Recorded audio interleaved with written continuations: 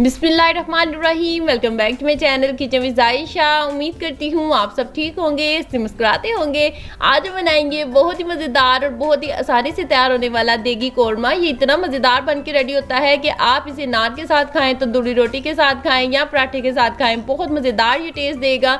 इसे हम घर में पड़े चंद मसालों से बनाकर रेडी करेंगे और कुछ टिप्स एंड ट्रिक्स भी मैं आपके साथ शेयर करूँगी, जिससे जो ग्रेवी है ना वो बिल्कुल दानेदार बनेगी और कौरमे का टेस्ट बिल्कुल देग जैसा होगा। वीडियो को कोई भी पार्ट स्किप मत कीजिएगा। इंशाल्लाह आज की ये रेसिपी आप लोगों के लिए बहुत ही ज़्यादा हेल्पफुल रहेगी। चलिए जी, बगैर टाइम वेस्ट किए हम इस मज़ेदार सी रेसिपी को बनाना स्टार्ट करते हैं। देगी कौरमा बनाने के लिए सबसे पहले एक बर्तन में शामिल करेंगे 1 कप घी। आप चाहे तो ऑयल भी यूज़ कर सकते हैं। घी अभी आपको इस टाइम ज़्यादा लग रहा होगा, लेकिन देगी कौरमे में घी थोड़ा सा ज़्यादा ही हम इस्तेमाल करेंगे।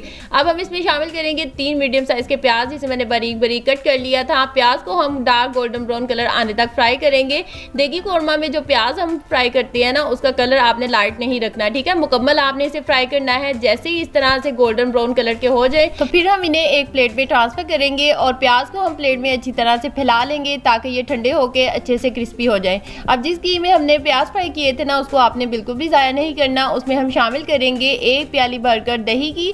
दही आप फेंटा हुआ भी इसमें शामिल कर सकते हैं, अगर नहीं भी फेंटा तो कोई इशू नहीं, ठीक है। अब हम इसमें कुछ स्पाइसी शामिल करेंगे। हल्दी शामिल करेंगे 1 टीस्पून, सुरख मिर्च 1 टेबलस्पून, नमक शामिल करेंगे 1 टीस्पून। नमक अगर आपको कम लगे तो आप आगे जाकर भी मैनेज कर सकते हैं। हाफ टी स्पून हम इसमें पिसा हुआ जीरा शामिल करेंगे। 1 टेबलस्पून भरकर हम इसमें शामिल करेंगे सूखा धनिया, जिसे मैंने दरदरा सा पीस लिया था।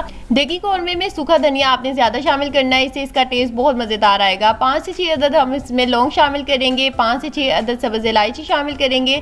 1 टेबलस्पून भरकर हम इसमें शामिल करेंगे अदरक और लहसुन का पेस्ट। इसके अलावा कोई भी चीज़ हम इसमें शामिल नहीं करेंगे। नमक मिर्च आप अपने टेस्ट के अकॉर्डिंग कमी ज़्यादा भी कर सकते हैं। अच्छी तरह से हम इसे मिक्स करेंगे तब तक जब तक सारी चीज़ें यकजान नहीं हो जाती। जैसे ही सारी चीज़ें मिक्स हो जाएं तो फिर हम इसमें शामिल करेंगे 1 किलो बीफ यानी बड़ा गोश्त। मैंने हड्डी के बगैर इसमें गोश्त शामिल किया है। बोटियों का साइज़ भी मैंने छोटा छोटा सा रखा था, क्योंकि मैं इसे विदाउट प्रेशर कुकर बना रही हूँ ना, तो गोश्त को गलने में आसानी रहेगी। अब हम इसे अच्छी तरह से मिक्स करेंगे। याद रखिए, जब मैंने सारी चीज़ें पहले शामिल की थी ना, मैंने फ्लेम को बंद कर दिया था। अब गोश्त शामिल करके हम फ्लेम को ऑन करेंगे और इसे तब तक पकाएंगे जब तक इसमें बॉयल नहीं आ जाता।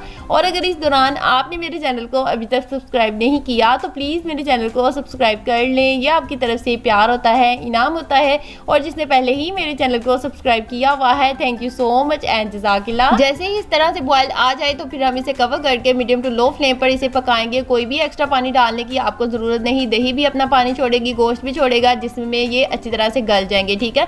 फ्लेम का आपने खास क्या रखना है, आपने इसे लो फ्लेम पर ही पकाना है। 40 से 45 मिनट आपको इसे लग जाएंगे पकाते हुए। आपने बार बार इसका ढक्कन उठा के इसे चेक नहीं करना। अगर आप इस तरह करेंगे ना तो स्टीम बार बार बाहर निकलेगी और गोश्त सख्त हो जाएगा।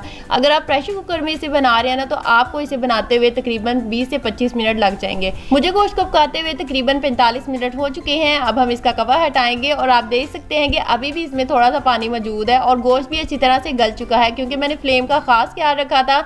लो फ्लेम पर ही मैंने इसे पकाया है और बार बार मैंने इसे ढक्कन उठाकर नहीं देखा, ठीक है। अगर आप ऐसा करेंगे ना तो गोश्त सख्त हो जाएगा, मैं आपको बार बार बता रही हूँ। अब हम इसमें शामिल करेंगे प्याज, जो हमने फ्राई करके रखे थे, उसे मैंने सिलबट्टे में पीस लिया था दरदरा सा। अगर आप चाहते हैं कि आपकी ग्रेवी दानेदार सी हो तो आपने इस तरह से प्याज को सिलबट्टे में पीस कर इसमें शामिल करना है। और जो लोग चाहते हैं कि उनकी ग्रेवी बिल्कुल स्मूथ हो, तो उनके लिए है कि आप जब प्याज को फ्राई कर लेते हैं ना, तो उसे ब्लेंडर जग में ऐड करके थोड़ा सा पानी शामिल करके उसे पीस लें, ठीक है। उस तरह शामिल करने से आपकी जो ग्रेवी है ना वो बिल्कुल स्मूथ बनेगी। अब इस कौरमे के टेस्ट को मजीद बढ़ाने के लिए हम इसमें शामिल करेंगे हाफ टी स्पून जायफल और जलवित्री का पाउडर। इससे इसका टेस्ट बिल्कुल देग जैसा आएगा। अगर आपके पास नहीं तो आप इसकी जगह केवड़ा एसेंस के 2 से 3 कतरे भी इसमें शामिल कर सकते हैं, उससे भी इसका टेस्ट बहुत मजेदार आएगा। अब हम इसे 2 से 3 मिनट के लिए मजीद पकाएंगे हल्की आंच पर। और ये देखें जी, माशाल्लाह से बहुत ही मजेदार दानेदार सा देगी कौरमा हमारा बनके रेडी हो चुका है। जब भी आपका कुछ डिफरेंट खाने को दिल करे तब भी आप इसे बनाकर एंजॉय कर सकते हैं, या घर में कोई दावत वगैरह हो या घर में गेस्ट वगैरह आ जाए तब भी आप इसे बनाकर सर्व कर सकते हैं। अगर आपको मेरी आज की इजी सी रेसिपी पसंद आई हो तो प्लीज़ मुझे कमेंट में लाजमी बताइएगा और मेरे चैनल किचन विद आयशा को सब्सक्राइब करना मत भूलिएगा। मिलते हैं इसी तरह की मज़ेदार सी वीडियो के साथ, तब तक के लिए अल्लाह हाफिज़।